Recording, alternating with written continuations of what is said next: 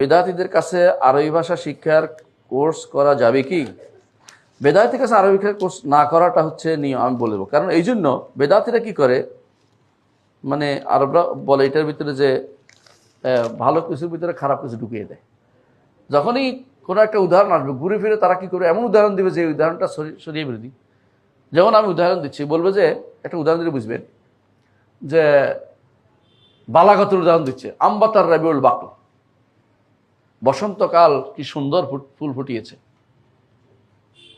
বসন্তকাল ফুটেছে না আল্লাহ ফুটেছে? কারণ এটা বললে এরা কি করে, এটা দিয়ে দলিল দিবে সমস্ত কিছু। এখন তো আমি যদি কোনো পীরের কাছেও চাই, আল্লাহর কাছে চাওয়া হয়েছে, কবর কাছে চাইলো আল্লাহর কাছে চাওয়া হয়েছে। আম্বাতা রাবিউল বাকলা দিয়ে সব জায়গায় করে ফেলেছে।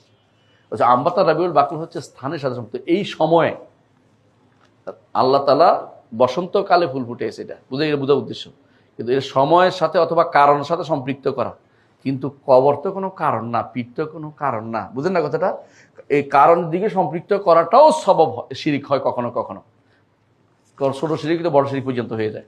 আর যেখানে সত্যিকার কারণ না হলে, এখানে তো এই জন্য কেউ যদি এরকম অনেক কিছু উদাহরণ দিয়ে আপনাকে, এরা কি করবে, ধীরে ধীরে ধীরে ধীরে আপনাকে শিরকের দিকে নিয়ে যেতে পারে। আর যদি বলে বাইরে যায় না, শুধুমাত্র আরবিটা পড়াচ্ছে, আর আপনি কোনো ভালো কোনো জায়গা পাচ্ছেন না পড়তে, তখন শুধুমাত্র আপনি পড়বেন যে এটা না পারতে আর কি করবে, এর চেয়ে উত্তম কোনো মাধ্যম নাই। আলহামদুলিল্লাহ এখন অনলাইন অফলাইন আরবি শেখার বহু মাধ্যম আছে। বেদাতির কাছে আরবি শিখতে যাবেন না।